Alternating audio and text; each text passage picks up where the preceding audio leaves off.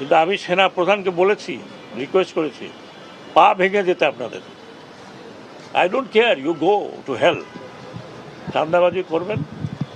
আমি শুনেছি কাউরান বাজারে গিয়ে চাঁদাবাজি করেন। কিছুক্ষণ আগে শুনছি যে একটা ব্যাংকের মধ্যে দখল নেওয়ার জন্য মারামারি হয়েছে। কিছুটা পিরিয়ড এখন আছে, করেন, কিন্তু আমার কারণে আসলে ভালো হবে না।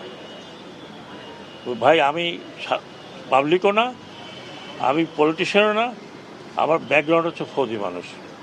যা বলবো তাই করব। তারপরে আমি এখানে একদিন থাকি আর 3 দিন থাকি, 10 দিন আছি।